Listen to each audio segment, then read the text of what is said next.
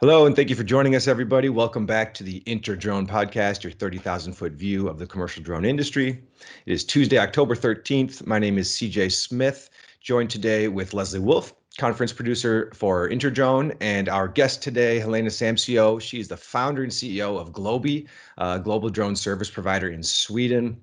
She is also was also ranked one of the Forbes World's top 50 women in tech.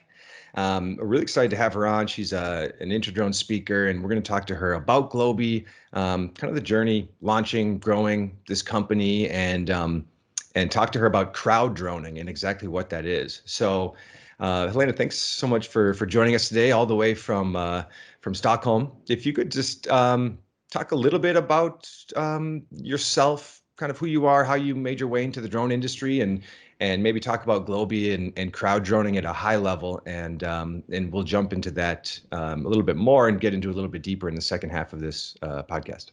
Yeah, absolutely. Thanks for having me on the InterDrone Podcast today. I'm Helena Samsioe, founder and CEO of GLOBHE. So I founded GLOBHE almost 5 years ago now. I lived in Zambia in Eastern Africa at the time, and I've been working my entire career so far with mobile applications, and then I transitioned into drones, which is obviously another mobile application in a way. And the reason for why I got into drones was first just for fun. I like to take beautiful pictures and photography, basically. So I flew drones back in 2014 and for filming and photography, and obviously, spending a lot of time in Zambia. I was really nice out, on the savannas and with the wildlife and everything. Mm-hmm. But that's also when I realized that the drone could actually be used as a tool, both that the photography was actually data, it was actually information in the data, and obviously the drone could also be used as a tool for transportation of light items. So actually, GLOBHE started in 2015, the year after, and was launched as a service provider that would provide drone services to help solve real-life challenges around the world, basically. And the first service we launched was actually drone delivery on demand, which we kicked off on the southern and eastern African market. Last year, we realized that, as with everything else, data is really where the commercial interest is also at, to a larger extent, and it's also what's more able to do, both from a regulatory standpoint and from a technology standpoint still. So we decided last year to only keep our drone data on demand service, which today is called crowddroning, and it really is just that. We have a digital platform tapping into a crowd of drones. So we have over 3,800 drone pilots with their drones in 77 countries connected to crowddroning by GLOBHE. So we outsource flights as we received data requests from our clients. We match these requests with drone pilots around the world who fly paid freelance gig missions for us, and upload the data to our platform, and then our clients get the data from there. Talk to us a little bit more about the pilots on the platform. Are these most of them part-time pilots? Are a lot of them professional pilots? For our U.S. audience, are these typically Part 107 certified pilots? Yeah, so pretty much all the pilots are freelance pilots. So basically, they do work on missions as they do arise within the platform, and some of them, work over a longer extended time frame for us. I mean, it depends a little bit if we get an on-demand order from a client, or if we get a subscription plan, then that pilot might actually be on board for several months. Okay. But that's the general setup. And yes, to answer your question in terms of certification, in those markets where it is required to have a certification, we do require all our pilots to have that. But that's not the case in all countries yet, at least. And in those cases, we do require our pilots to submit proof of flight hours and so forth to make sure that they actually do have the capacity to be able to take on the flight missions. Well, really excited to have Helena on today. And if anyone's tuning into the podcast for the first time, we talk about a couple articles from the past week, and then we jump into the interview portion. So the first article I want to talk about, this is about GLOBHE. So GLOBHE has signed a global agreement with a world-leading telecom company. The GLOBHE network will provide telecom site inspections by drones in up to 30 countries around the world. The drones will be used for ongoing service and maintenance inspection, as well as capturing damages from sudden onset changes, such as natural disasters, and to ensure communications in affected, hard to reach area. So, Helena, what can you tell us about the the agreement, I noticed that it didn't actually name the telecom company in the article. But what can you tell us about the agreement, and then what is unique about fulfilling an agreement like this through essentially crowd droning and not having an in-house maybe drone inspection team to do the work? You know, are there differences there? Are there challenges that arise when you kind of fulfill a contract like this? Yeah. So yeah, first of all, we're still not really allowed to name the client, so it's in Okay. our confidentiality agreement. But obviously, we're hoping to be able to be open with that as we go. But anyways, it's a global telecom company. It has a presence in most countries around the world. And they're kicking off a new way to inspect telecom towers, that is by using drones. And obviously, due to the global nature of the company, it's pretty efficient for them to be able to outsource the flights in all these 30 countries, or at least in many of them, to a single provider, instead of having to have multiple agreements with multiple companies all over the world. So that's where Crowddroning by GLOBHE comes in as a smooth option for them. So that's the biggest advantage for them, and obviously outsourcing pretty complex flying missions to some extent, which is even if you have in-house knowledge, it's pretty complex to do telecom tower inspections. So it's not necessarily that you do have that competence in-house, and it's also it's something that do take time, and it's to get it right, and to get it in high quality and produce the outcomes, the data that the client really needs. It takes both experts, and it do take time. So it's something that a lot of companies like to outsource, and just pretty much click a button to and retrieve the data, and just can just download it and get an aerial view of what the telecom towers that they are responsible for around the world look like, and to be able to identify damages and other maintenance needs by just downloading data on a regular basis from our platform. So it's it's really good. And I mean, for us, it's obviously we do like the volume of the contract, and we do like the length of the contract. So it's over the next 2 years, which if we look back, most of our orders so far have been both limited in time and in volumes. So I think this is a good sign also that the drone industry is finally starting to mature. We're going from sporadic on-demand orders to more long-term investments and subscription plans. So that's really exciting for us, and it's really exciting for us to be able to offer quite a large amount of our drone pilots to do paid gigs over the next 2 years, which we very much look forward to.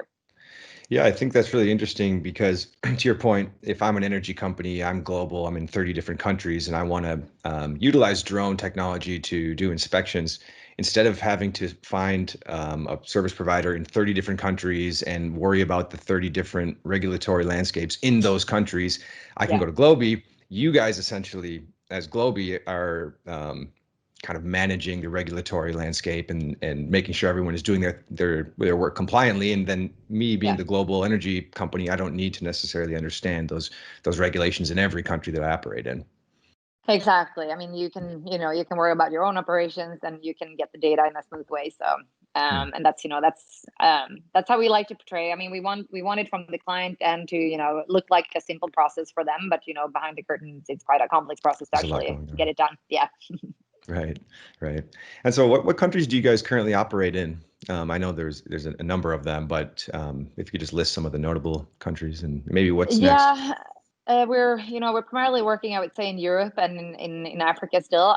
We do also have some operations in Asia, so it's primarily the Nordic countries, so Sweden and Norway, and then going down to Germany as well. And then on the African continent, we primarily have been doing work in Malawi and Tanzania and Rwanda, and moving into Nigeria and South Africa shortly.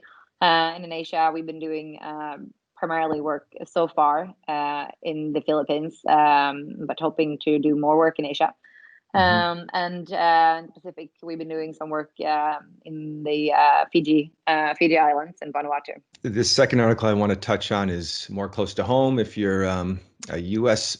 Citizen or a U.S. resident, the DOJ makes the ban official, so no Department of Justice funds for DJI drones. The U.S. Department of Justice has made the ban official. No agency may use DOJ funds for any unmanned aircraft manufactured by, quote, a covered foreign entity, defined as an entity that is determined or designated within the Department of Justice to be subject to or vulnerable to extrajudicial direction from a foreign government, which includes the world's leading manufacturer, DJI. So one point that this article brought up, which is really interesting, is what happens to existing fleets, right? This ban says you may not purchase new DJI drones with DOJ money, but what happens to existing fleets? Now, it does say that this money cannot be used to operate. In the legal verbiage, it says that this money may not be used to operate foreign-made drones, so that would cover existing drones which are already purchased. And one other note from this article, it's important to note that the ban does provide for exceptions. So agencies may not use federal funds for foreign drones unless the agency demonstrates in writing to the agency that they have effective procedures in place to ensure the security of their platform and data. I found that part pretty interesting, mostly because I know that, obviously this is something that has been a risk and that we've been talking about it as a community for a very long time now. Mm-hmm. And this article sort of shows that things are moving forward with the ban. But due to the nature of that statement saying that exceptions may be allowed if, I believe it was, the agency could demonstrate in writing that they have effective procedures in place to prevent, to ensure the security of data, it's kind of unclear how easy it will be to obtain an exception. And I know that sort of behind the scenes, we know for the most part that there's no real evidence of unauthorized data transfers, and DJI has sort of been working on government-specific drones that don't allow for data transfer or connection to the internet, sort of to prepare for this. And those were originally approved, and now it's, they've kind of gone back on that. So this article actually seemed to bring up more questions. Yeah, almost. And to your point there, Leslie, it's like it's kind of like the FAA, right? I'm applying for a BVLOS waiver, and now it's like these government agencies are going to need to apply for a waiver to use the existing DJI products they already have, and we don't know how lenient the DOJ may be when it comes to that. Helena, any thoughts from across the pond on kind of this chaotic Yeah, situation? no, but I mean, it's interesting. I mean, obviously, that even though we're based overseas, I mean, we are global companies, and we do obviously keep track of global events, and obviously this has also been on our radar. It's quite unclear, to be honest. And I think, I mean, at the end of the day, I'm wondering if it's really going to make that big of a difference. I think obviously it's going to be more complex, but I mean, if you can apply for a waiver, then you might still be able to utilize it. So I'm not really sure, the extent of how much it will be impacting. I guess one thing that we can say for sure is that it will make things more complex, which is obviously unfortunate, because the drone industry doesn't necessarily need additional complexity, but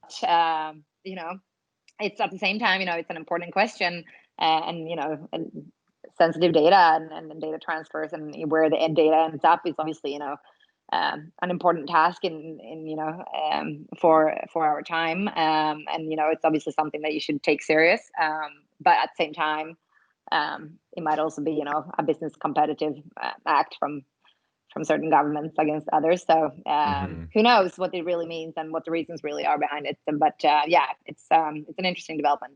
Because the article even stated that if some of these governmental agencies had to completely rebuild their drone programs, it just wouldn't be feasible, financially. Yeah, and that is, obviously the risk here, which would be extremely unfortunate for the entire drone industry. Once we finally we're on the verge of really be able to scale and take off the industry, to kind of like set back the industry several years in a way, by enforcing that would be extremely unfortunate for sure.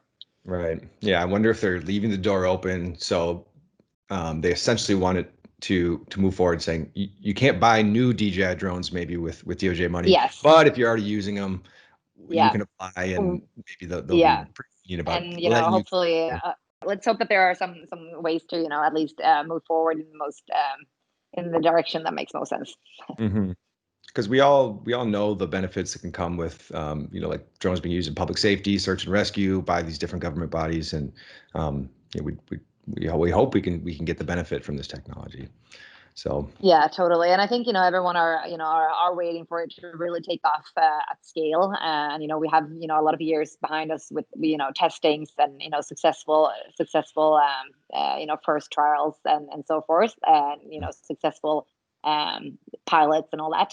But now we're really looking forward to see it being implemented at scale. And I think it has a lot of potential to really be implemented at scale to a larger extent. Now, if you look over the next year, I think there are a lot of signs for that. So yeah, let's hope that this is not another block in the road, so to say. All right, so one final article, and then we'll jump into the interview.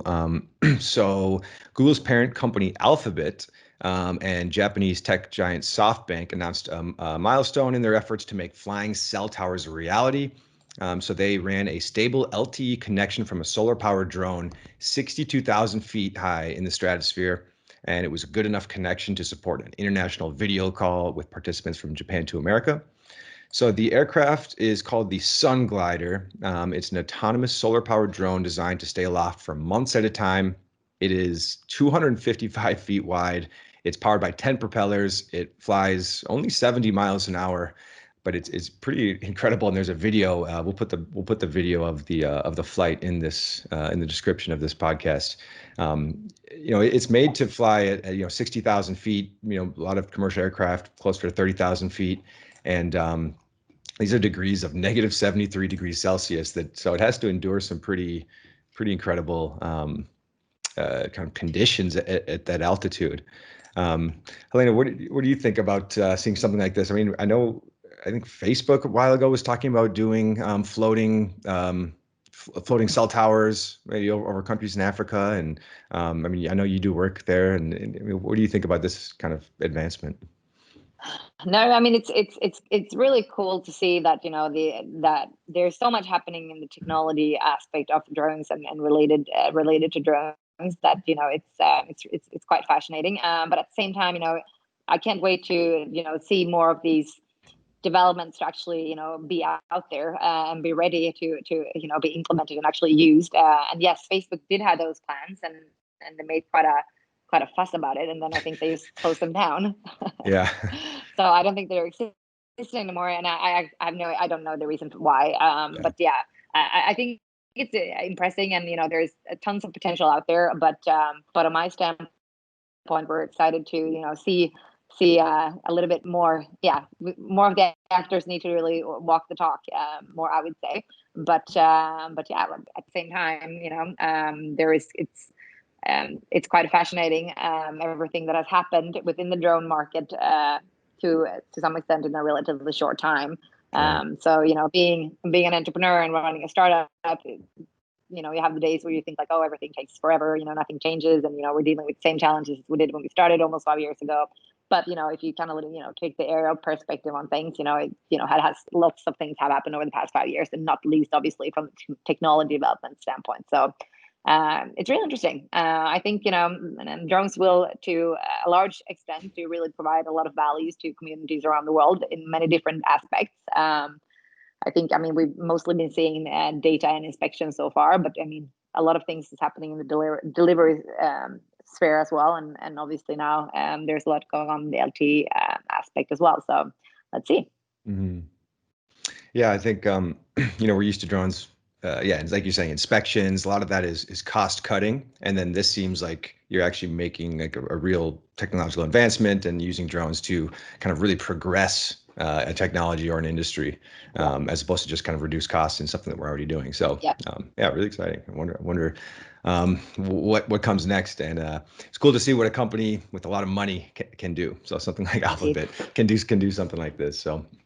All right, well, Helena, let's talk a little bit more about GLOBHE. What was like the real opportunity that you saw, and what has that journey been like? And I guess how has your vision for the company or maybe the company's mission kind of adapted over the past 5 years?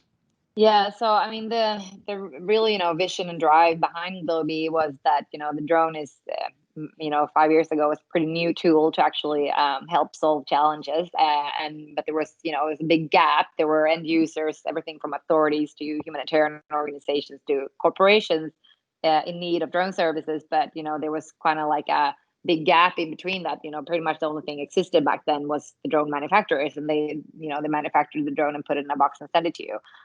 So there was, there was an opportunity within that gap that obviously not everyone will be willing or able to actually buy the drones and get the value from the drones by operating them themselves. So there was a gap of opportunity there. I think, around that time, several drone service providers or several people within the drone industry started to see that. So GLOBHE was one of them, and the name GLOBHE actually stands for global health.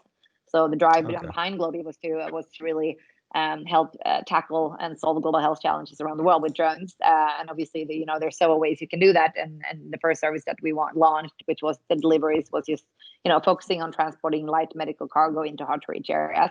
But the approach that GLOBHE took on was that we didn't want to manufacture the drones, and we wanted to be the typical service provider that was tapping into drones that were already out there, which made it really difficult when it comes to delivery drones. So we shortly thereafter did launch our drone data service, which today is called Crowddroning by GLOBHE. Since there are a vast number of data capturing ability drones out there, and there are a vast number of drone pilots that are able to fly them.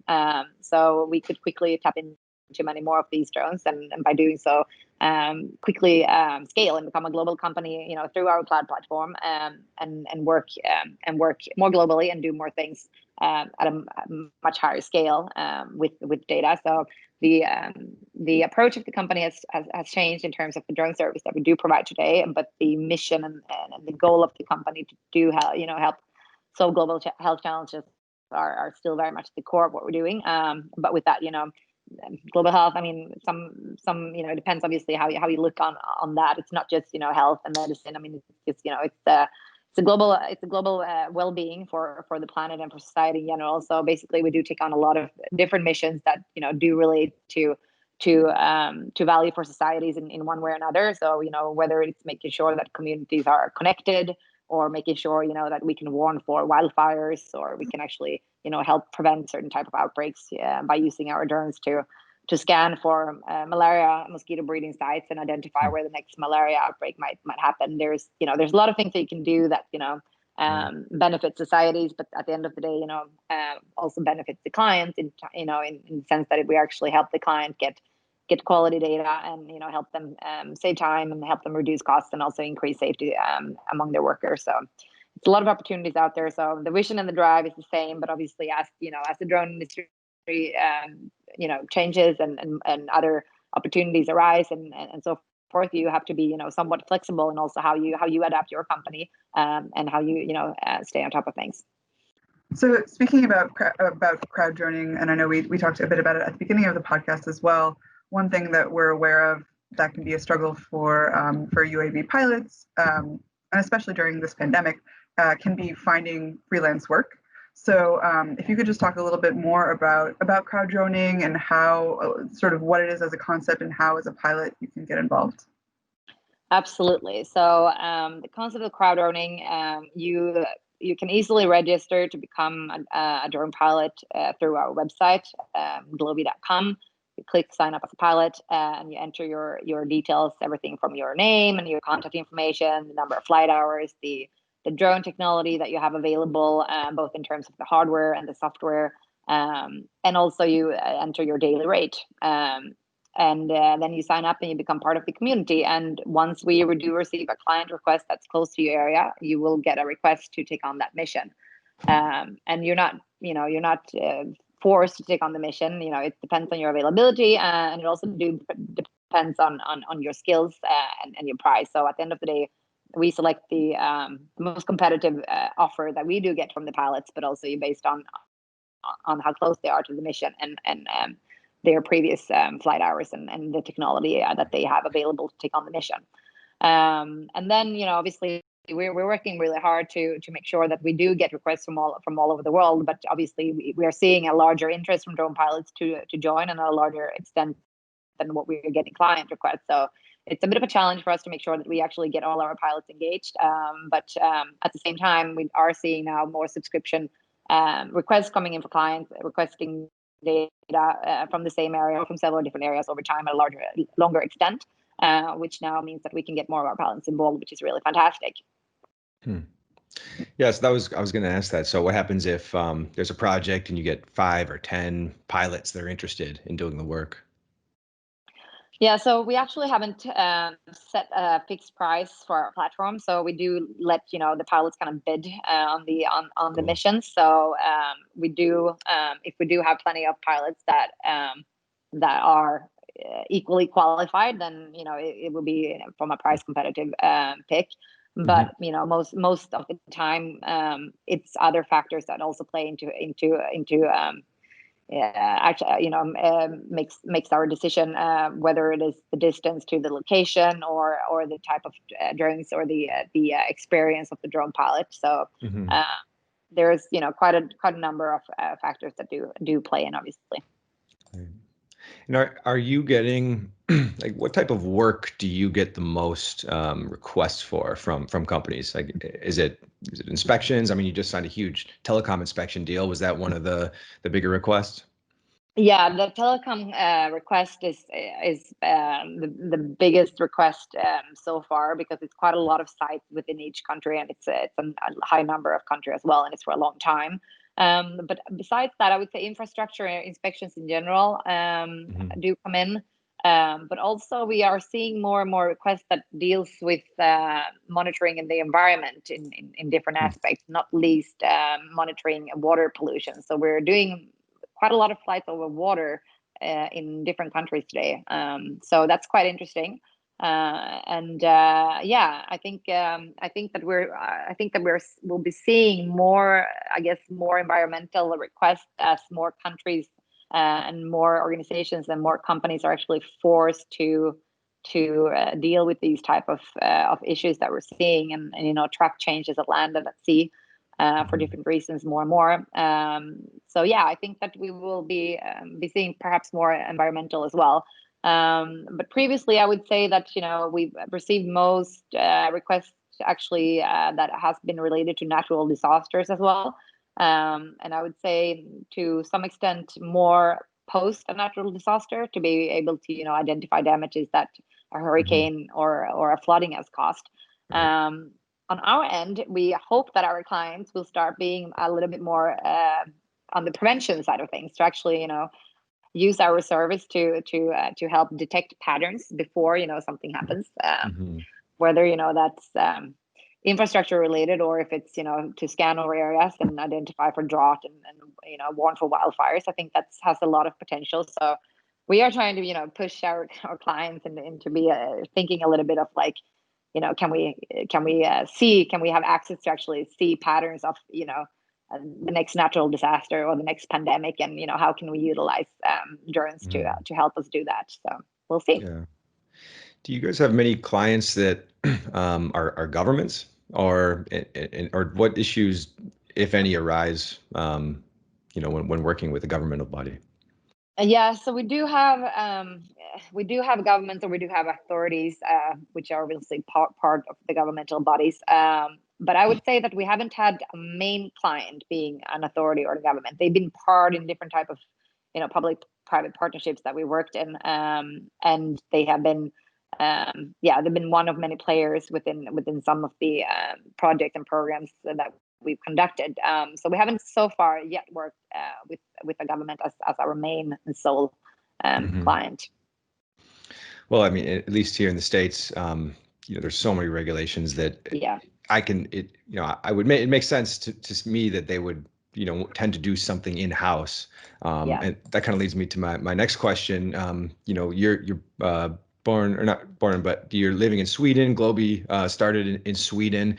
I think sometimes over here in the States, we just tend to look through a little bit of, we have blinders on sometimes. We're looking at what's the state of Virginia doing or the state of Nevada doing, but I think you bringing a really global perspective to regulation, not just in Europe and the Nordic countries, but GLOBHE being active all over the world. Can you just talk to us a little bit about the regulatory landscape in Scandinavia, maybe broader Europe, some Africa, and then you even mentioned moving into Asia. I guess just your high level thoughts on kind of the global regulatory scene outside of the US and what different jurisdictions are doing. Definitely. I would actually say to some extent that the regulatory frameworks are quite similar. I mean, we are, fighting some of the same challenges and are able to engage in some of the same opportunities. Obviously, the main challenge for in many countries is, the BVLOS challenge, so to say, that we are not, in most countries, not allowed to fly beyond visual line of sight. Even though, in most countries you can apply for waivers and so forth, but, I guess the difference there is, how smooth it is to actually apply for a waiver. Some countries have come a little bit further than others in terms of that. But I would say, in general, it looks pretty similar in Europe and the United States. And what we're seeing here, though, in Europe, which is quite interesting, and it is that in November, as of 2020, it was actually supposed to launch a joint EU regulatory framework for drones, and that has now been postponed to January 2021. But hopefully, as of January 2021, we will be seeing the same regulatory framework for the European Union. And that could be quite interesting. And I think, we're moving towards a more integrated European framework where the differences between the countries are slim, and also, to some extent do open up for cross-border collaborations and cross-border flights as well.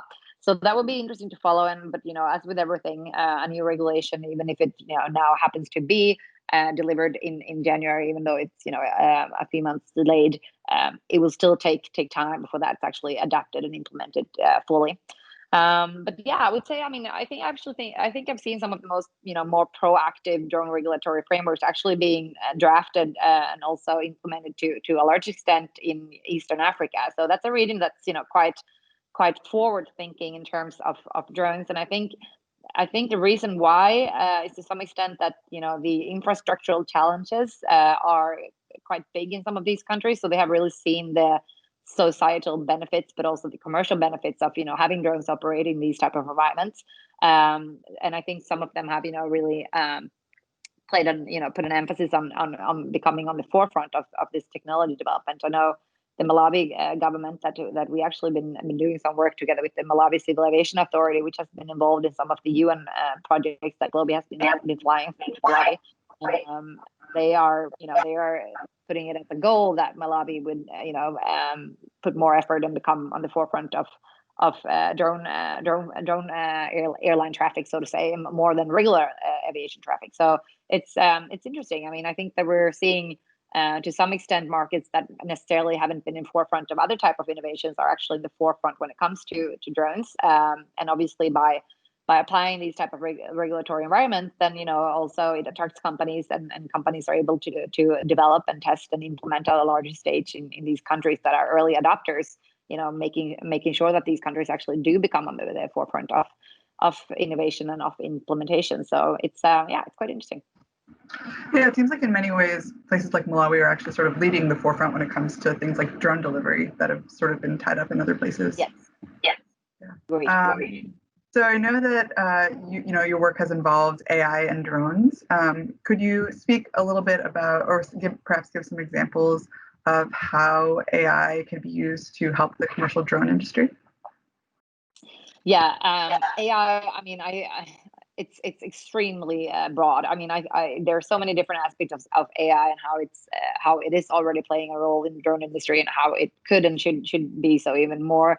But on our end, we've been working with AI to some extent to actually use for visual image detection to automatically analyze some different type of objects within the images, or different type of patterns or situations, so that we can, at the end of the day, a drone photo or a drone map, it's a source of information, and if you can get that type of information faster by scanning it with artificial intelligence than by scanning it from the human eye, then I think the value of the drone data will become even higher.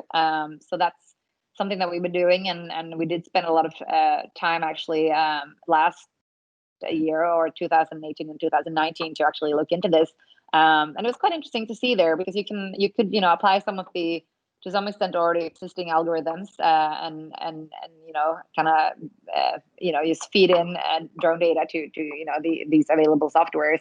And we could tell a difference there, that if you were like feeding in data from a typical Swedish environment or a typical American environment, then the algorithms were decent. I wouldn't say that they were necessarily working excellent, but they were decent. But they were able to identify key objects, maybe such as houses and whatnot, and roads. But then if you were plugging in aerial imagery from Malawi or from Tanzania, and some of the a lot of the roads in the rural areas there are dirt roads, and a lot of the houses have different type of roofs, thatched roofing and so forth, then the algorithms that exist out there were pretty useless. So it was interesting to see, and we did get involved in that to some extent. At the end of the day, we at least for now have kind of like paused that development, because we are focusing on making sure that our clients actually get a hold of the raw data first and foremost, because at the end of the day, that's what we have seen. Our clients have had the most difficulties to actually get drone data at scale from multiple locations. So that's the problem that we want to solve first. But of course, AI is interesting, and I think that maybe we will keep implementing AI more down the road. But it's also a price question. A lot of our clients were not willing to pay for AI. They didn't think that it added that much extra value for them yet. But as with everything, as technology becomes better and becomes cheaper, then that's a potential added value to keep digging into more. And also, we are working with AI within our Crowddroning cloud platform, our SaaS platform, to actually make sure that we can automate some of the matches there, to automatically match a pilot to a mission, based on location data, or based on the technology data or the sensor data that pilot needs to have to take on the mission. So AI is interesting for many different reasons, and then of course it's the drone flight itself. But that's kind of if you use a DJI drone, it's pretty well implemented.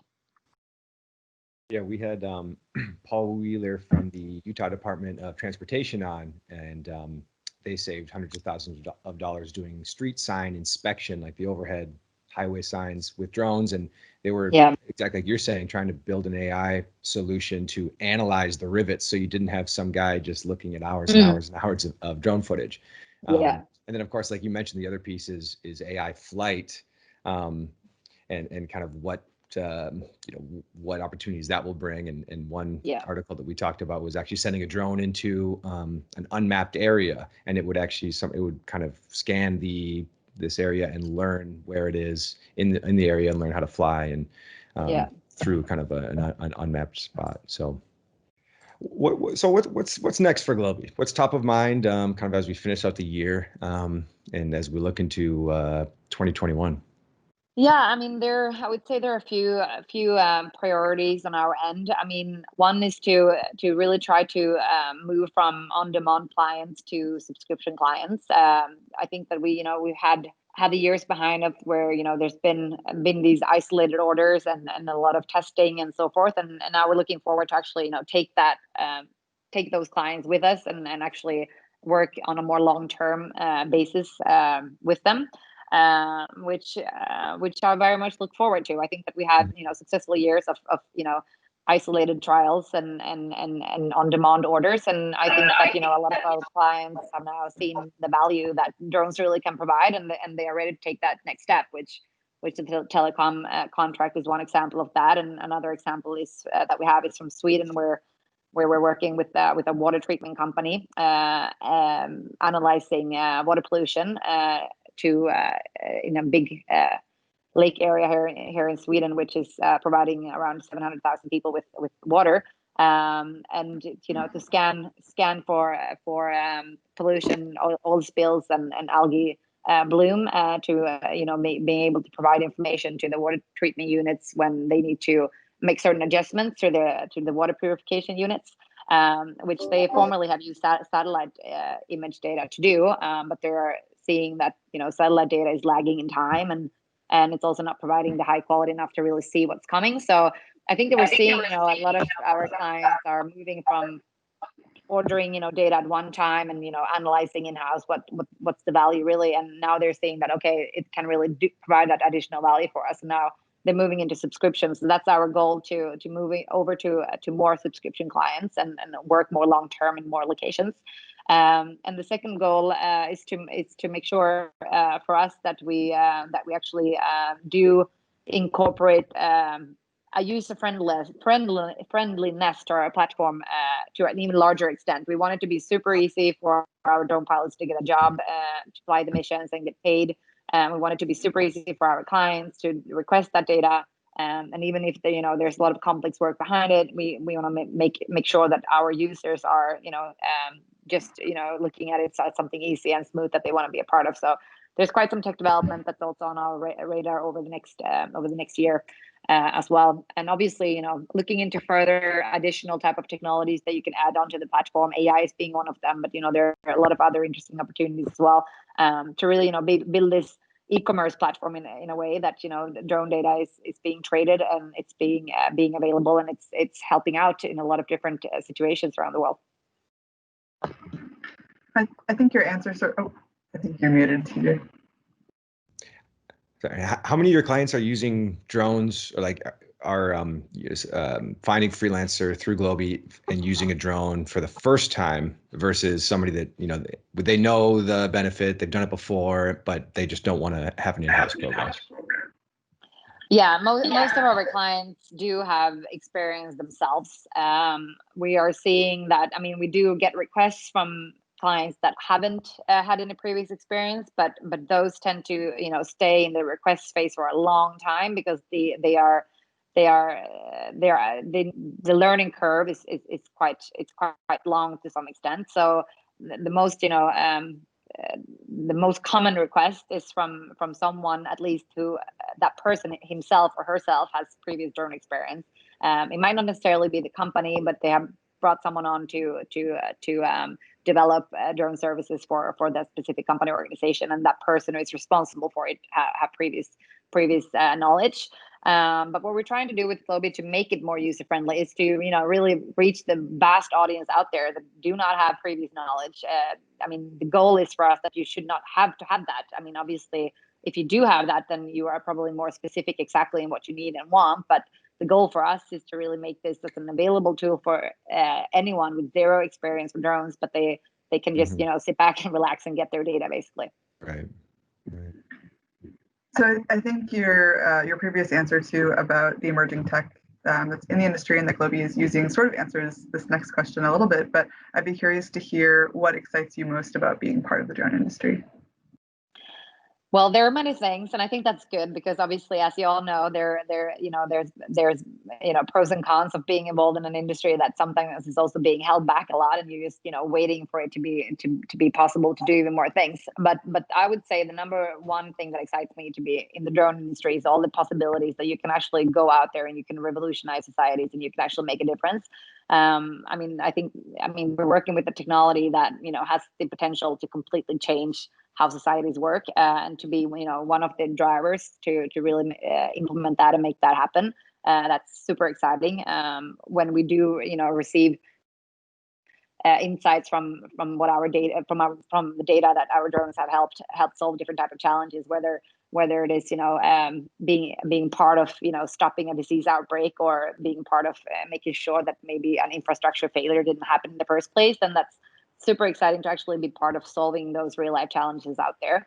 So that's the most exciting thing. And next to that, I would say all the extremely interesting people that you do meet. Now, being 2020 with COVID-19, you're not really out there so much anymore. But in normal years, you are meeting a lot of different people from many different countries, and you're really learning from a lot of different persons, both on the pilot side, on the client side, and you go visit places that you never thought you would go visit. And yeah, it's an atmosphere where you're constantly learning, which is extremely valuable, I would say. Awesome. Well, thanks so much for joining us today, Helena. Do you have any final thoughts, and how can people get in touch to learn more? How can our audience of pilots sign up for GLOBHE and find freelance work in their area? Yeah, so feel free to go to www.globhe.com and click sign up to become a pilot. You can also reach out to globhe@globhe.com, and we're happy to answer any questions that there might be that they're not answered on our frequently asked question page on the website. We're always happy to get in touch. And we're always open for new areas of collaborations. One new area of collaboration that we just entered into is it's teaming up with different drone training programs out there to make sure that our drone pilots can get additional training and get they can get discounts on these drone courses, and we can make sure that more pilots attend these drone courses. And yeah, so any type of creative partnerships are obviously also welcome to come our way. And I think that together, if the drone industry is pretty big, but it's also pretty small to some extent. So I think if we all come together, and then I think we can really make a difference, and we can provide something great together. Great, awesome. Well, yeah, thanks again for being here, and we look forward to seeing you virtually at InterDrone Online in December. The InterDrone podcast will be on Spotify, SoundCloud, YouTube, Apple Music. If you are watching this on YouTube, please subscribe, hit the bell, sign up for alerts. And if you want to learn more about GLOBHE and get involved, we will put the links in the description below. And we hope everybody has a great rest of their week. Thanks again. Thanks.